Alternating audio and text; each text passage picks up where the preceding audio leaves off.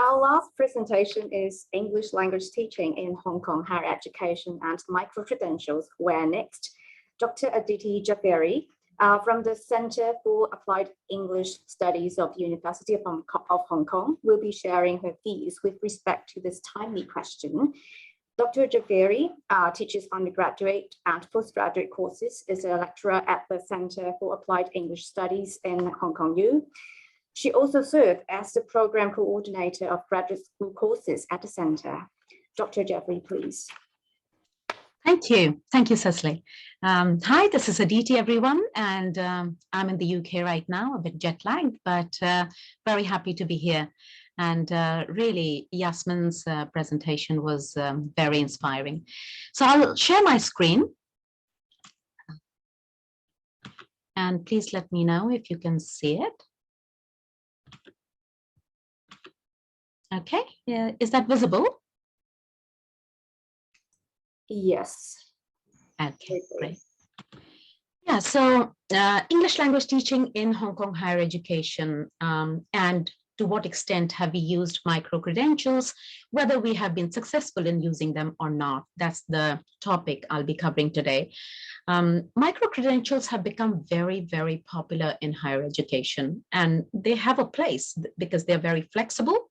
They offer learners a great deal of autonomy in terms of what they can choose, what they can decide to study.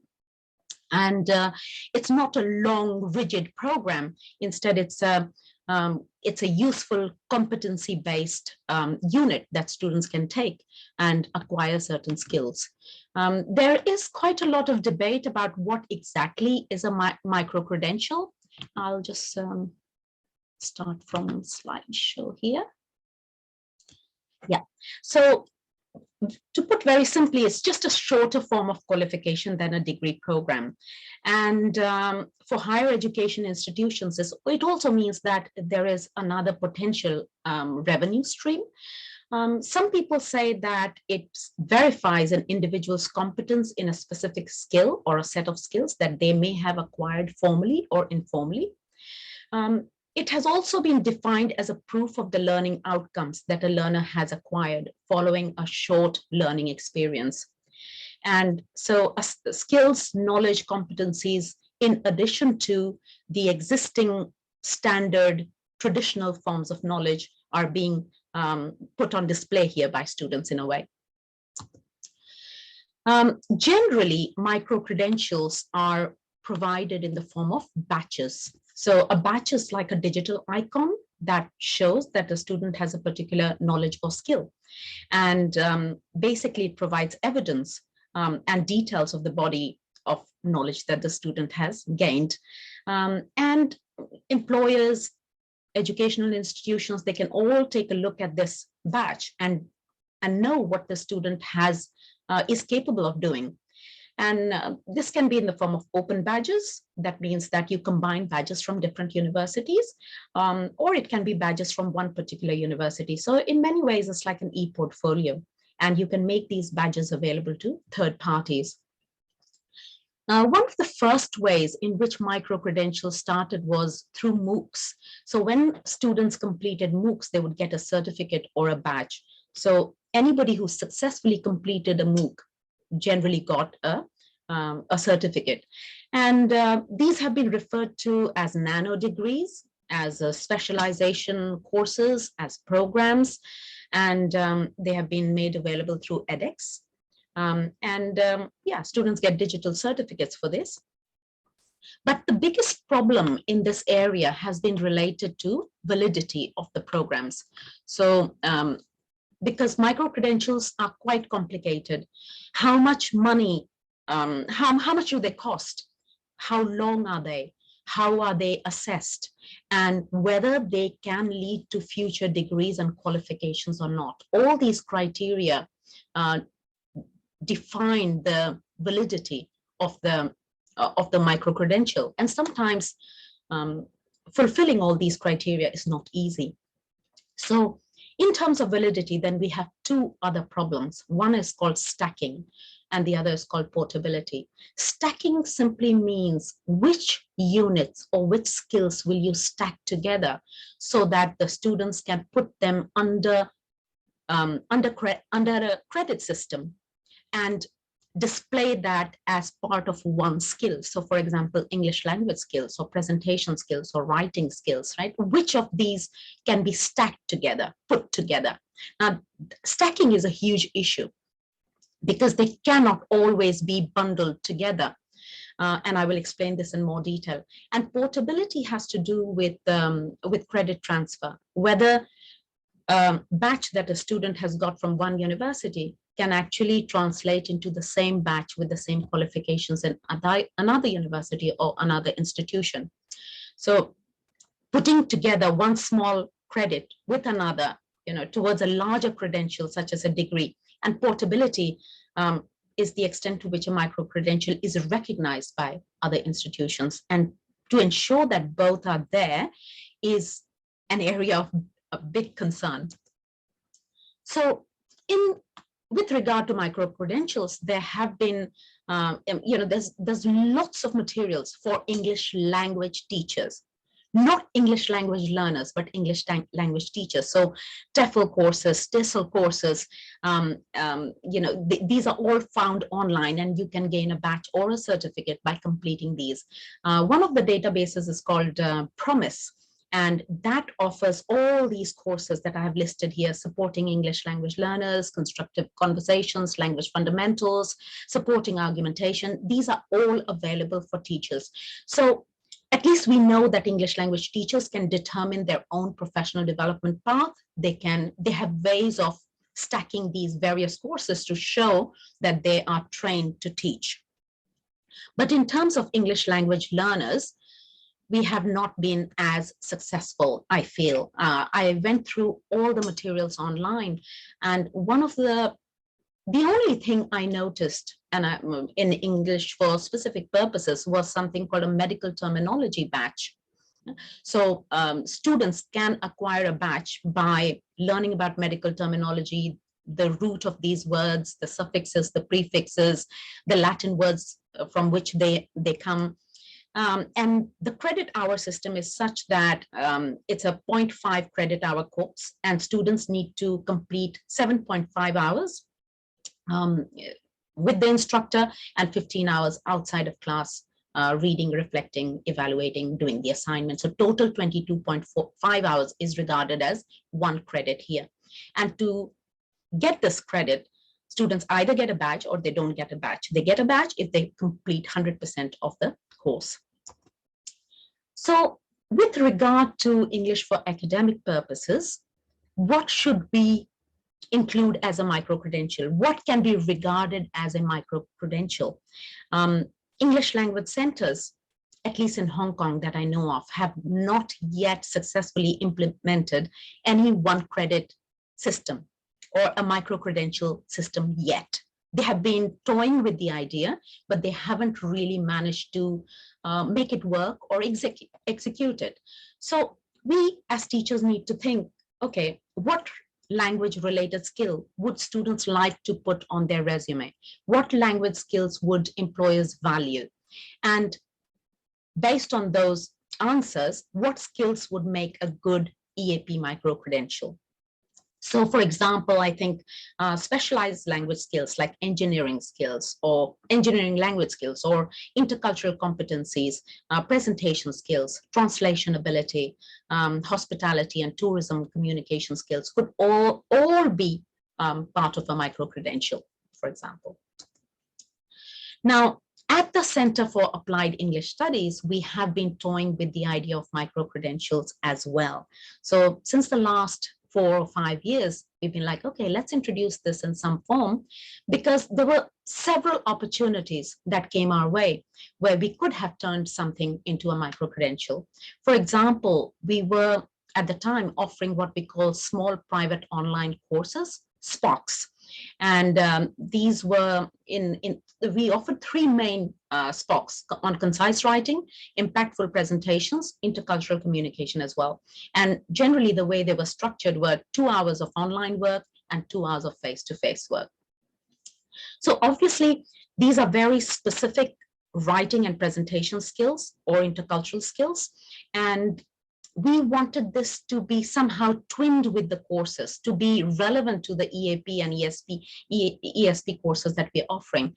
But it wasn't always that way, because students would say, okay, I don't know how to write concisely, and randomly come and attend the SPOC. But at the same time, we had problems with enrollment. And even when students registered, some of them just came for, just completed the online work, or some of them just came directly for the face-to-face session, and they wouldn't do the online work. So in that sense, we were experiencing many challenges. So it was suggested that why don't we incentivize this by providing a 1 credit to students for completing this.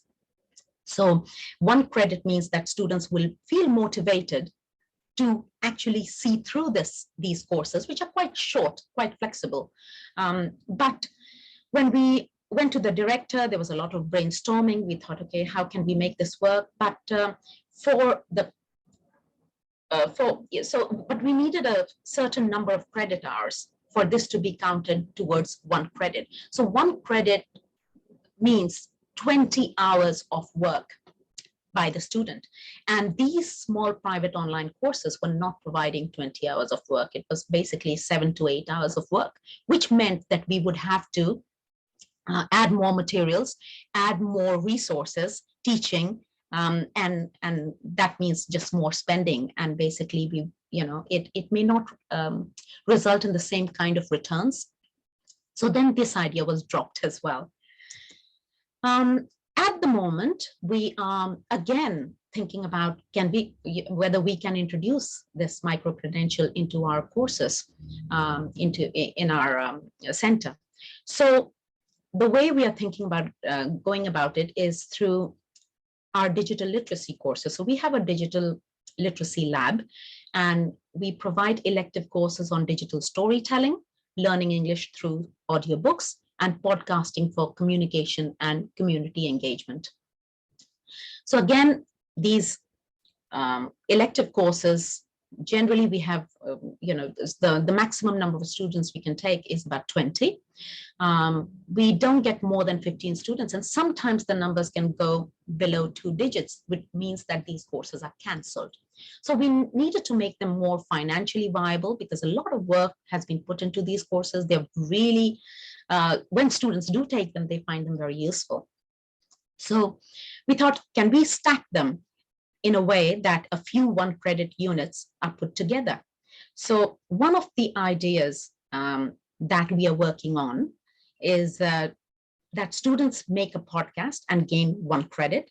They do a library course and gain another credit, and do some work for Common Core and get a 3rd credit. So they get 3 credits together, and we stack Common Core work with library work and with CAES, Center for Applied English Studies, which then means that this kind of stacking depends on a good collaboration and partnership between the units, CAES, library, and Common Core.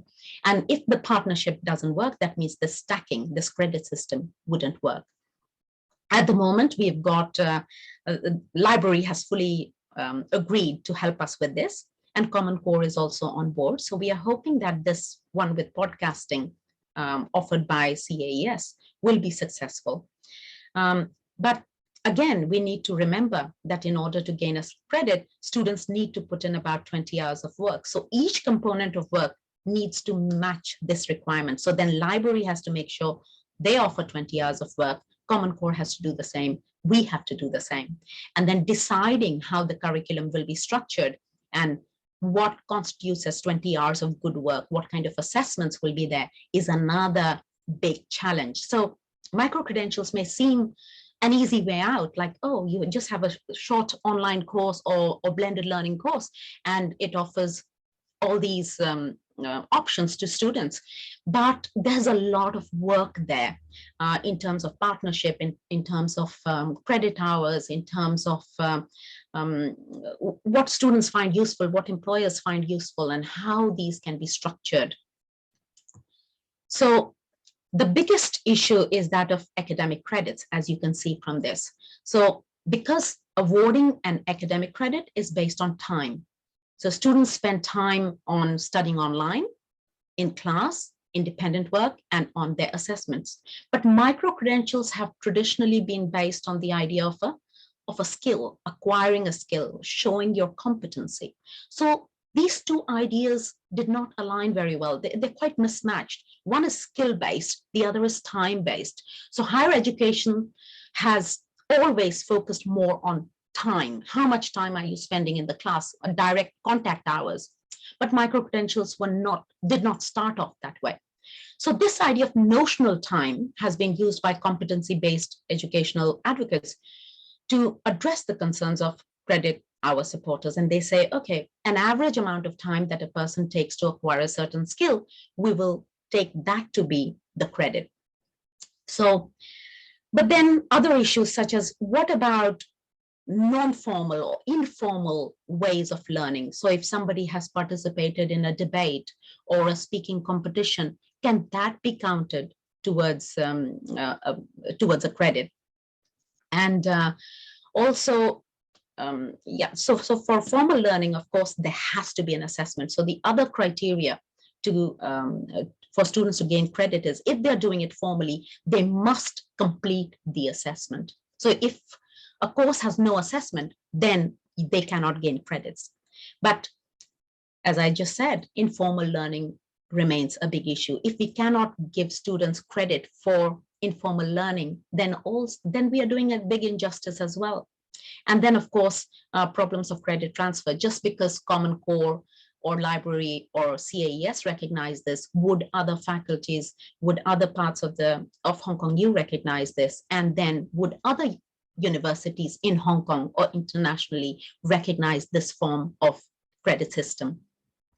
So yes, we have been toying with this, and we want to implement it in some way, because this is clearly the way in which higher education is headed. And by ignoring this trend, we will be, behind the game, basically. So, and if you have any ideas, then I'd love to hear from you too. But at the moment, we are still taking one step at a time, and the podcasting course with collaboration from the library and Common Core is probably one thing that may work out by the end of the year. But other than that, we haven't had a lot of success. Many people are concerned that micro-credentials are just a form of neoliberal ideology, a way to commodify education. They feel, others feel that this is a way in which higher education is being punished because they're being forced to focus on vocational skills. They also feel that most of these micro-credentials are offered through technology. So Moocs or Sparks, and which means that the digital divide gets larger and larger, wider and wider. And so people are on the wrong side of the digital divide, may not advantage from the system. And of course, so far in the whole micro-credentialing game, there have been many, many mistakes. And we don't have great examples of implementation in EAP. Some were too short, some were too trivial to be classified as worthy of being a credential. And others had no link with the actual formal qualification system. And some were just not rigorous enough. So these are the key mistakes that have been made. And these problems need to be addressed for micro-credentials to work. And when we become successful in starting our podcasting course as a micro-credential, as a one-credit course, we will be updating you with more information. At the moment, we are just trying, and I thought I will share my experience of doing this and the main problems we have had with you today. So thank you very much. And if you have any questions, please let me know. Thank you, Aditi. Do we have any questions?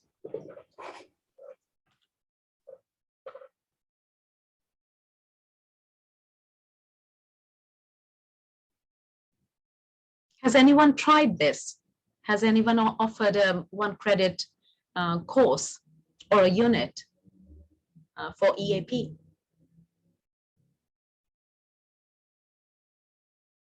No. We haven't Doesn't tried it here, but I know our learning advisors and our student development office have a badge system for some kind of informal learning opportunities that students take advantage of and participate in. So when you were talking about informal learning and whether it's fair not to include those or include those, that came to my mind because even there we discuss which activities should we include under the badges and which ones shouldn't. And sometimes it's not so easy. So I can see the challenge, obviously. Yes. Yeah. But it's a very useful system because students for once can decide what they want to learn. And I feel that, you know, sometimes students are so reluctant to go through 12 weeks of EAP courses, whether it's Common Core, Common University English, Core University English, or English for specific purposes. 12 weeks seems too much for them. But yes, I've not come across many successful models yet. We have a comment from Ollie. Yes, Moocs have become dominated by big universities. That's true. Yes, they have. That's true. Because Moocs are a lot about visibility and making things available for free. So big universities like Harvard, etc., have dominated the game because they have the resources to put into big Moocs. And also, if students don't complete it, they don't have much to lose. They have the money. So I agree that, but in a way, Moocs are there to democratize information so that people who don't have the money to pay fee can still study. And people who don't have money for elite universities can gain the same information and have the same knowledge that others do. So the purpose is actually to democratize information and knowledge. But you're right. Elite universities have dominated the game. Thank you, thank you. Yeah, I don't like it. I just thought it's a comment I've seen and observed. Yeah, thank you. Welcome. Thank you, Ollie.